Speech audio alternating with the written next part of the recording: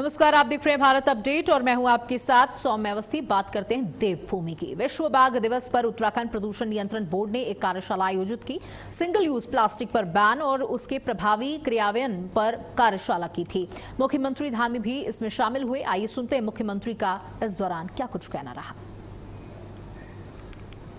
विश्व बाघ दिवस है और इस बाघ दिवस पर यहाँ उत्तराखंड प्रदूषण नियंत्रण बोर्ड के द्वारा यहाँ सिंगल यूज प्लास्टिक पर बैन और उसके प्रभावी क्रियान्वयन पर एक संगोष्ठी का आयोजन किया गया है। निश्चित रूप से ये संगोष्ठी एक संदेश देने का काम करेगी। धार्मिक आस्थाओं के स्थान पर लोग आते हैं, पर्यटन के लिए आते हैं, बहुत सारे स्थानों पर जाते हैं। वहीं देहरादून में प्रेमनगर चौकी में अप्रोच पल में गड्ढा होने का लेकर सीएम धामी का बड़ा बयान सामने आया। उन्होंने कहा कि कुछ लोग इसका गलत प्रचार प्रसार कर रहे थे। सड़क पूरी तरीके से बनने की बात भी कही। सीएम धामी ने दोषियों के खिलाफ सख्त कार्रवाई की भी बात कही। माननीय न्यायालय का निर्णय आया है और हमको हमेशा से यही कोशिश करते हैं कि हमारे यहाँ पर जो विकास का मॉडल है, चाहे वो पर्यटन से जुड़ा हो या विकास से जुड़ा हो, इकोलॉजी और इकोनॉमी दोनों में संतुलन बना रहे। एक के कारण दूसरे का कुछ खराब नहीं, दोनों में बराबर का परस्पर सहयोग है, एक दूसरे के साथ परस्पर सहयोगी है। उत्तराखंड के मुख्यमंत्री का सीएम धामी का राज्य में विकास पर बड़ा बयान सामने आया। उन्होंने कहा हमारे यहाँ टेक्नोलॉजी और इकोनॉमी दोनों का परस्पर सहयोग बना हुआ है। तो मुख्यमंत्री इस कार्यक्रम में पहुंचे थे जहां उन्होंने तमाम विषयों पर बात की। उन्होंने टेक्नोलॉजी को लेकर के बड़ा बयान दिया। उनका कहना था कि हमारे यहाँ टेक्नोलॉजी और इकोनॉमी दोनों का परस्पर सहयोग बना हुआ है, यानी टेक्नोलॉजी से इकोनॉमी चल रही है और इकोनॉमी से टेक्नोलॉजी चल रही है। देवभूमि में विकास पर सीएम धामी का बड़ा बयान सामने आया।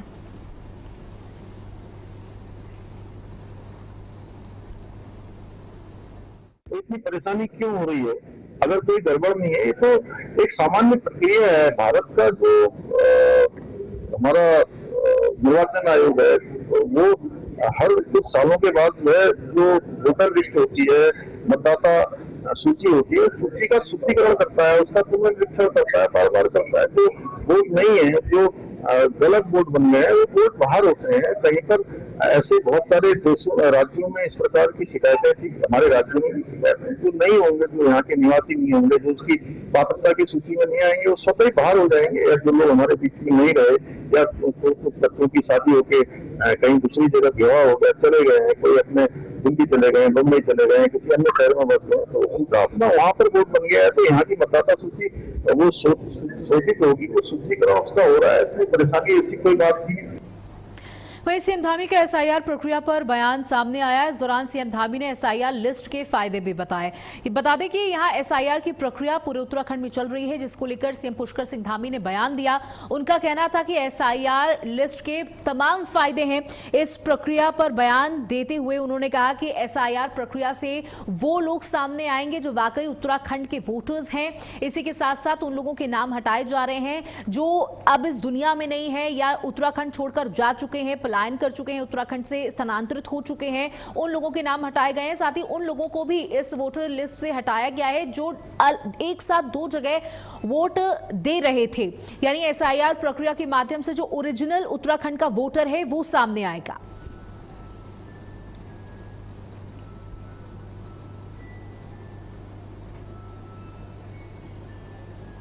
इतनी परेशानी क्यों हो रही है? अगर कोई गड़बड़ नहीं है, ये तो एक सामान्य प्रक्रिया है। भारत का जो हमारा निर्वाचन आयोग है, वो हर कुछ सालों के बाद जो वोटर लिस्ट होती है, मतदाता सूची होती है, सूची का शुद्धिकरण करता है, उसका पुनर्निरीक्षण करता है, बार बार करता है। तो वोट नहीं है जो गलत वोट बन गए हैं, वो वोट बाहर होते हैं। कहीं पर ऐसे बहुत सारे देशों राज्यों में इस प्रकार की शिकायतें थी, हमारे राज्यों में भी शिकायतें जो नहीं होंगे, जो यहाँ के निवासी नहीं होंगे, जो उसकी पात्रता की सूची में नहीं आएंगे, वो स्वतः ही बाहर हो जाएंगे। या जो लोग हमारे बीच में नहीं रहे या कुछ बच्चों की शादी होके कहीं दूसरी जगह विवाह हो गया, चले गए हैं, कोई अपने दिल्ली चले गए, मुंबई चले गए, किसी अन्य शहर में बस गए, तो उनका अपना वहां पर वोट बन गया है। तो यहाँ की मतदाता सूची वो शोधित होगी, वो शुद्धिकरण उसका हो रहा है, इसमें परेशानी ऐसी कोई बात नहीं है।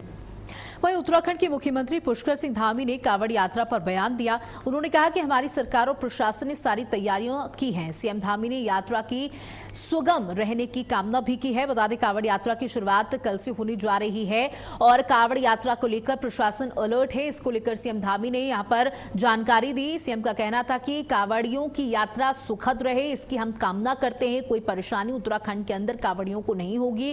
व्यवस्था दुरुस्त कर ली गई है। उनके खाने पीने से लेकर उनके ठहरने तक जगह जगह कैंप्स लगाए गए हैं। अगर उनकी तबियत बिगड़ती है तो वहां पर कैंप्स में फर्स्ट एड की व्यवस्था होगी, डॉक्टर्स की व्यवस्था होगी। साथ ही अगर वो कहीं ठहरना चाहते हैं तो ठहरने की भी व्यवस्था की जाएगी। जाम को लेकर के भी यहां सीएम धामी ने कहा कि फुल मैनेजमेंट किया गया। हमारे अधिकारी लगातार इस विषय पर काम कर रहे हैं। सीएम धामी ने सुखद कांवड़ यात्रा की कामना की है कि हम चाहते हैं कि हमारे यहां जो भी कांवड़िए आए वो सुखद यात्रा का अनुभव लेकर यहां से जाएं।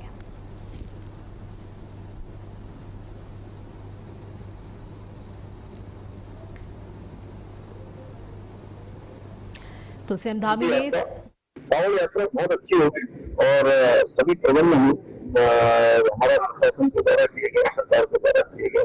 सभी सीमावर्ती कांवड़ियों का हम यहाँ स्वागत करेंगे। बस सभी से हमारा यही अनुरोध है कि जो यात्रा है उनकी यात्रा अच्छी हो, सुखद हो, सरल हो, सुरक्षित हो, लेकिन उनकी यात्रा अन्य लोगों के लिए भी सुखद हो, उसमें किसी के कारण से किसी का व्यवधान न हो। उत्तराखंड में 3 महत्वाकांक्षी और क्रांतिकारी तकनीकी पहलों ऑपरेशन साथी, आरोही इंक्यूबेटर और एआई न्यूज़िलेटर का शुभारंभ हो गया। राज्यपाल लेफ्टिनेंट जनरल गुरमीत सिंह ने इसका शुभारंभ किया। इस दौरान राज्यपाल ने दिन उत्तराखंड के तकनीकी इतिहास में एक स्वर्णिम अध्याय बताया। उन्होंने कहा कि इन तकनीकी पहलों से हम युवाओं को एआई की असीमित क्षमताओं से जोड़ रहे हैं। इस अवसर पर प्रोजेक्ट कार्यप्रणाली की जानकारी देते हुए chief technical officer Siddharth Madhav ने कहा कि ऑपरेशन साथी के जरिए हम आप नागरिकों की सहूलियत के लिए एआई आधारित सिस्टम तैयार कर रहे हैं। वहीं आरोही इंक्यूबेटर से दूर दराज से पहाड़ों में बैठे प्रतिभावान युवाओं को सीधा सपोर्ट मिलेगा, जिनके पास टेक और एआई के क्षेत्र में कुछ नया करने के बेहतरीन आइडियाज होंगे। तो राज्यपाल गुरमीत सिंह ने यहां पर उद्घाटन किया। किस तरीके से उन्होंने जानकारी देते हुए कहा कि एआई से हम हर किसी को जोड़ना चाहते हैं, ऐसी तकनीक से जोड़ना चाहते हैं जिससे जनता को बहुत सुगमता हो। साथ ही एआई से जुड़े जिन स्टूडेंट्स के पास, जिन छात्रों के पास, जिन लोगों के पास आइडियाज होंगे, हम उनसे कनेक्ट करने का प्रयास करेंगे जिससे उत्तराखंड को टेक्नोलॉजी के क्षेत्र में भी आगे बढ़ाया जा सके। इसकी जिम्मेदारी यहाँ पर टेक एक्सपर्ट को दी गई है। उनका कहना था कि उत्तराखंड में जिस तरीके से छात्रों का भविष्य है उसको हम एआई से जोड़ना चाहते हैं। 3 क्रांतिकारी तकनीकी पहलू की यहां पर बात की गई। राज्यपाल गुरमीत सिंह ने इस कार्यक्रम का उद्घाटन किया। यहां तमाम टेक से जुड़े हुए छात्र मौजूद थे।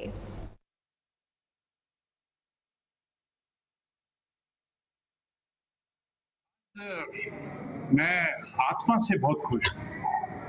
I am very very happy कि आज हमने एक क्रांति के रूप में आर्टिफिशियल इंटेलिजेंस को उत्तराखंड के अंदर में एक नया फ्लैग, नया ध्वज लहराया है। सबसे पहले लोक भवन के अंदर में एक एआई रूम बना था। उसके बाद में एआई ऑन व्हील्स यानी कि एक ट्रक के अंदर में पूरा एआई का सामान डालकर हमारे 13 डिस्ट्रिक्ट्स के अंदर में गया। ये ऑपरेशन साथी एक प्रोग्राम है। ये ऑनरेबल गवर्नर सर का एक इनिशिएटिव है एआई टीम रूम के अंदर, जिसमें हमने उत्तराखंड के सभी 13 जिलों में प्रोग्राम कराए हैं एंटरप्रेन्योरशिप के, साइंस के, टेक्नोलॉजी के। उन लोगों को प्लेटफॉर्म दिया जिन लोगों को प्लेटफॉर्म नहीं मिलता अपने आइडिया डिस्क्राइब करने का, एंड इस प्लेटफॉर्म के थ्रू उन्हें अपॉर्चुनिटी मिलेगी एक चेंज क्रिएट करने की, आइडिया के रूप में या स्टार्टअप के रूप में। एंड ऑनरेबल गवर्नर सर के इनिशिएटिव है। आज हमने हर डिस्ट्रिक्ट से स्टार्टअप और एंटरप्रेन्योर्स को जोड़ा है एंड आगे बहुत कैरी फॉरवर्ड होगा। देहरादून में मुख्य निर्वाचन अधिकारी डॉक्टर बीवीआरसी पुरुषोत्तम ने सभी जनपदों के जिलाधिकारियों के साथ वीडियो कॉन्फ्रेंसिंग की। इस दौरान उन्होंने एसआईआर के दूसरे चरण में मतदाताओं को जारी नोटिस और सुनवाई के संबंध में विस्तृत समीक्षा की। बैठक में सुनवाई के लिए बनाई गई कार्य योजना की विस्तार पूर्वक जानकारी ली। मुख्य निर्वाचन अधिकारी ने नोटिस जारी होने वाले मतदाताओं को सुनवाई के लिए पर्याप्त समय देने के निर्देश दिए। सभी जिलाधिकारियों को फील्ड विजिट कर नियमित समीक्षा करने के निर्देश दिए। बैठक में अपर मुख्य निर्वाचन अधिकारी डॉक्टर विजय कुमार दंडे, उप मुख्य निर्वाचन अधिकारी किशन सिंह नेगी, सहायक मुख्य निर्वाचन अधिकारी मस्तू दास सहित सभी जनपदों के जिलाधिकारी उपस्थित रहे। तो जिलाधिकारियों को यहां पर निमंत्रण दिया गया था। मतदाताओं को जारी नोटिस पर यहां पर समीक्षा भी की गई। मुख्य निर्वाचन अधिकारी ने वीडियो कॉन्फ्रेंसिंग की।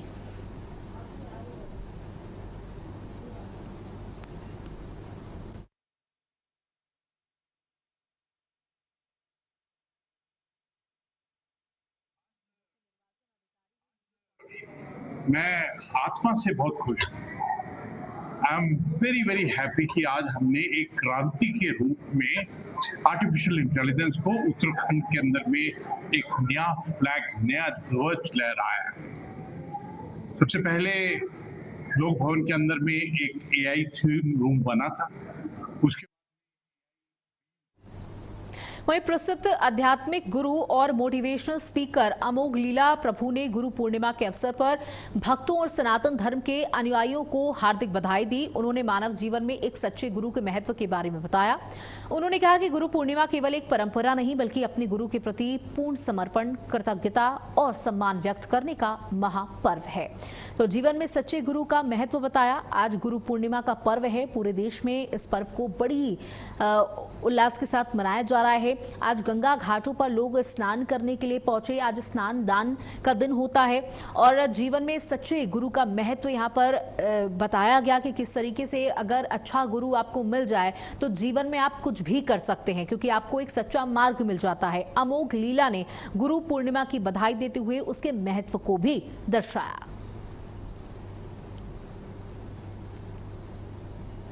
जगह से यहाँ से इनका प्रकटी उठाया जाता है और साथ ही जो गुरु है उनके प्रति कृतज्ञता प्रकट करना।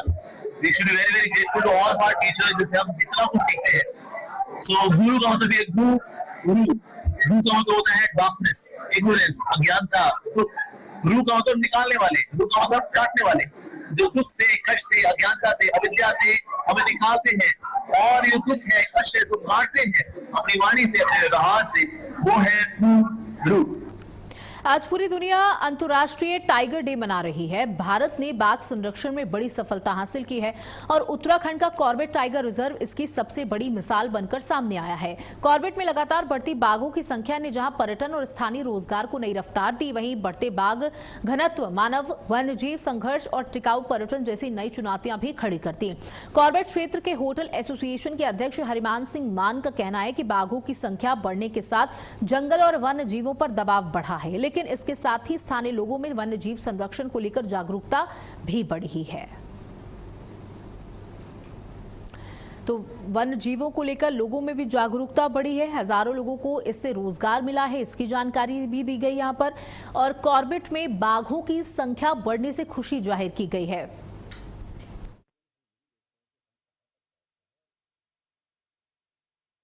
जुलाई को हर साल हम ग्लोबल टाइगर डे के रूप में मनाते हैं। ये एक दिन ऐसा है जिस दिन जो भी बाघ संरक्षण में हमारे द्वारा कार्रवाई की जा रही है, देश के द्वारा, राज्य के द्वारा, वन विभाग के द्वारा, उसके बारे में एक स्टॉक टेकिंग टाइप की हो जाती है। साथ में पब्लिक में भी इसका अवेयरनेस फैलाने का एक बहुत अच्छा माध्यम इस दिन को मिलता है। इस दिन हम ये भी देखते हैं कि हम कहाँ तक पहुँचे हैं और क्या चीज़ें करने की ज़रूरत है, किस तरह के चैलेंजेस हमारे सामने आ रहे हैं, जो हमने कार्रवाई की है वो कितनी प्रभावी है। तो ये सारी चीज़ें करने के लिए हम ग्लोबल टाइगर डे का दिन जो है वो बहुत महत्वपूर्ण। 29 जुलाई को पूरे इसको कहीं ग्लोबली टाइगर डे के रूप में इसको मनाया जाता है। बाघों को बचाने की जो मुहिम शुरू हुई थी 1973 के आसपास देश में पहला टाइगर रिजर्व बना था। कॉर्बेट को ये सौभाग्य मिला कि देश का पहला टाइगर रिजर्व इसको बनाया जाए। बाघों की संख्या लगभग 2000 से कम हो गई थी। आज पूरे देश में हम टाइगर रिजर्व की बात करें तो 58 टाइगर रिजर्व एग्जिस्ट करते हैं। देहरादून में मुख्य सचिव आनंद बर्धन की अध्यक्षता में बैठक हुई। बैठक में स्वतंत्रता दिवस की तैयारियों को संबंध में बैठक हुई। प्रदेश भर में विशेष कार्यक्रमों का आयोजन भी किया जाएगा और स्वतंत्रता दिवस का भव्य आयोजन किए जाने के निर्देश दिए गए। मुख्य सचिव ने स्वतंत्रता दिवस में आमजन की भागीदारी सुनिश्चित किए जाने पर भी जोर दिया। उन्होंने प्रदेश भर के मुख्य शहरों के महत्वपूर्ण स्थलों में पुलिस, आर्मी, पैरामिलिट्री और एनसीसी के बैंड द्वारा संगीतमय कार्यक्रम आयोजित किए जाने की बात कही। तो बता दें कि 15 अगस्त का मौका आ रहा है। मुख्य सचिव ने इस मौके पर बैठक की है। विशेष कार्यक्रमों के आयोजन के यहां पर दिशा निर्देश भी दिए गए हैं। स्वतंत्रता दिवस की तैयारियां शुरू। तो भागीदारी सुनिश्चित करने की यहां पर बात की गई है।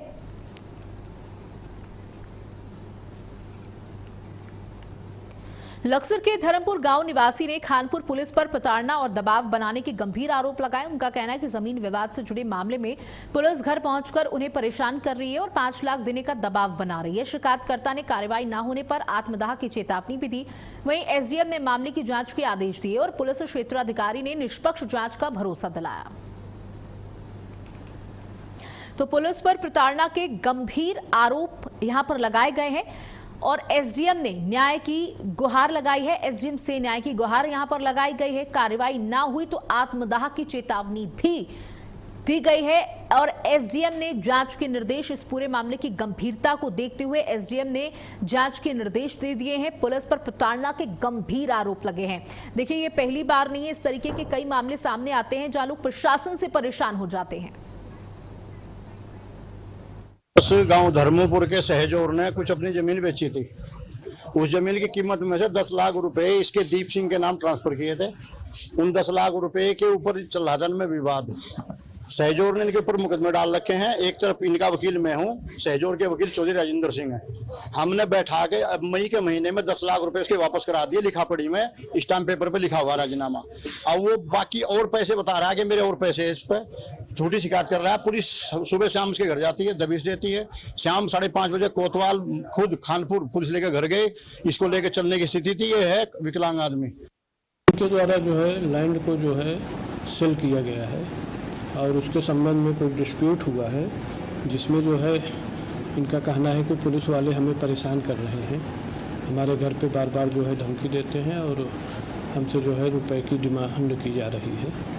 तो इसके संबंध में जो है मैंने सीईओ को लिखा है कि तत्काल जो है इस पर एक्शन लें और जो है इन्हें जो भी परेशानी है उससे निजात दिलाएं। सहजोर ने जमीन बेची थी, वो उसके खाते में पैसे चले गए थे। उसने अपने खाते से मेरे खाते में 10 लाख रुपए ट्रांसफर कर दिए थे। वो दीपजा मैंने उस वकीलों के थ्रू तहसील में बैठ कर उसके 10 लाख रुपए वापस कर दिए। 7,25,000 नगद दिए, 1 लाख चौकी में दे देते धर्मपुर पुलिस में, और जिस 1,75,000 ट्रैक्टर दे देता। 10 लाख मैंने उसके पूरे कर दिए। इब्जा खानपुर थाने में जा रहे, उस पुलिस को भेज रहे मैं धरो, अब जो ठहर लाओ थाने में, और मैं विकलांग आदमी हूँ। लगातार बारिश को लेकर रुद्रप्रयाग बाईपास टनल के बाहरी हिस्से में हुए भूस्खलन के बाद प्रशासन अलर्ट मोड पर है। टनल का जिलाधिकारी विशाल मिश्रा ने स्वयं निरीक्षण किया और विशेषज्ञों को तत्काल जांच के निर्देश दिए। जिलाधिकारी ने तकनीकी टीम और भू वैज्ञानिकों को मौके का निरीक्षण कर ढलान की स्थिरता का आंकलन करने के निर्देश दिए। डीएम ने यह भी स्पष्ट किया कि सार्वजनिक सड़क के ऊपर भूस्खलन होने के कारण अस्थिर चट्टानों को नियंत्रित तरीके से हटाया जाएगा ताकि भविष्य में किसी भी प्रकार की दुर्घटना न हो और टनल के ढांचे पर कोई खतरा ना पहुंचे। देहरादून में जर्जर और गिरासू भवनों को लेकर प्रशासन अलर्ट मोड पर है। शहर में ऐसे खतरनाक भवनों की पहचान कर ली गई है जो कभी भी हादसे का कारण बन सकते हैं। लगातार बारिश के चलते इनके ढहने का खतरा बना रहता है। देहरादून के जिलाधिकारी डॉक्टर आशीष चौहान ने जानकारी देते हुए बताया कि जनपद में करीब 23 ऐसे भवन चिन्हित किए गए हैं जो पूरी तरीके से जर्जर अवस्था में है और लोगों के लिए खतरा बन सकते हैं। प्रशासन की ओर से इन भवनों को चिन्हित करने के बाद अब जल्द ही इनके ध्वस्त करने की कार्रवाई शुरू की जाएगी ताकि किसी भी अप्रिय घटना से बचा जा सके। आज संबंध में लगभग 23 के आसपास हमारे ऐसे भवन है जो गिरासू के तौर पर चिन्हित हुए, तो वो भी हमने आइडेंटिफाई किया है और हमारी टीम्स उस पर लगातार नज़र भी रखे हुए, और साथ ही जो लो लाइंग एरिया में है तो उनको भी हमने आइडेंटिफाई किया। सीसीटीवी कैमराज वहाँ लगा के प्रॉपर मॉनिटरिंग का भी प्रयास किया जा रहा है। कार्ली गार्ड में भी हम लोग वाटर लेवल और सबको देख रहे हैं। तो इस तरीके से मानसून की प्रिपेयर्डनेस से रिलेटेड चीज़ें हम लोग अपनी तरफ से करने की कोशिश। मसूरी में लगातार हो रही भारी बारिश और भूस्खलन के बाद जनजीवन को पटरी पर लाने के लिए जिला प्रशासन ने राहत कार्य तेज कर दिया। आपदा के दौरान बंद हुए मुख्य और संपर्क मार्गों को प्रशासन ने युद्ध स्तर पर अभियान चलाकर 24 घंटे के भीतर सुचारू कर दिया। प्रशासन का अगला लक्ष्य शहर की जर्जर और गड्ढों से भरी सड़कों को सुरक्षित बनाना है। एसडीएम राहुल आनंद ने लोक निर्माण विभाग, राष्ट्रीय राजमार्ग और नगर पालिका के अधिकारियों की बैठक लेकर सड़कों को प्राथमिकता के आधार पर गड्ढा मुक्त करने के निर्देश दिए। नगर पालिका के अधिशासी अधिकारी गौरव भसीन ने बताया कि पालिका अध्यक्ष मीरा सकलानी ने निर्माण विभाग की बैठक लेकर पालिका क्षेत्र की सभी क्षतिग्रस्त सड़कों की मरम्मत के निर्देश दिए। नगर पालिका सभासद जसबीर कौर ने कहा कि मसूरी में आज तक अधिकृत डंपिंग जोन का निर्धारण नहीं हो सका है, जिसके कारण निर्माण एजेंसियां और ठेकेदार मलबा सड़क किनारे, नालों और जंगल में फेंक रहे हैं। बिल्कुल, जैसे ही नुकसान हुआ था, जैसे कल भी कुछ भूस्खलन की घटनाएं हुई, लेकिन तुरंत कार्रवाई जो है पीडब्ल्यूडी की टीम के द्वारा करके रोड को दुरुस्त कर दिया गया और हमारी रोड कल भी पूरे दिन और रात जो है लगभग खुली हुई थी और आज भी हमारी सारी जो संपर्क मार्ग है मसूरी की सारी चालू है। इवन किमाड़ी वाली जो मार्ग है उस पर भी कुछ घटनाएं हुई थी, लेकिन उसको भी तत्काल दुरुस्त कर दिया गया था और उस पर भी ट्रैफिक अभी चल रहा है।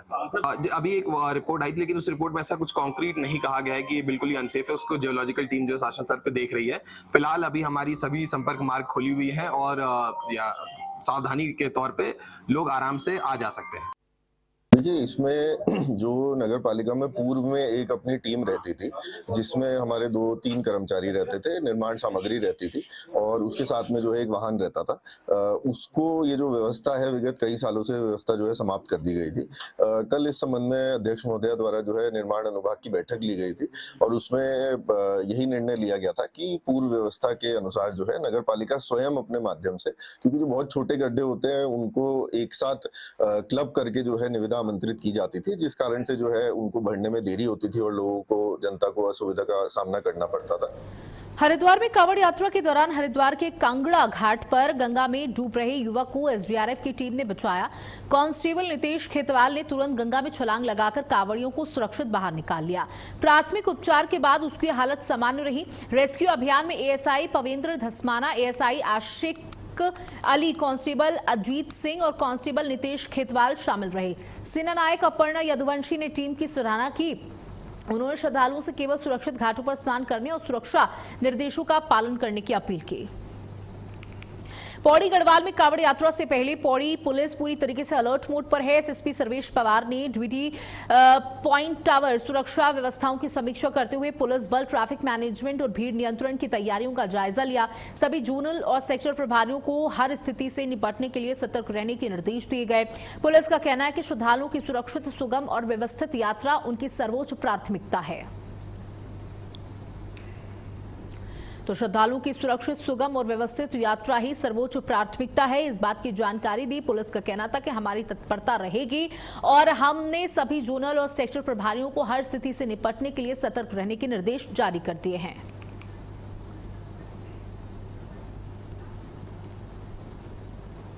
और इसी के साथ इस बुलेटिन में इतना ही। नमस्कार।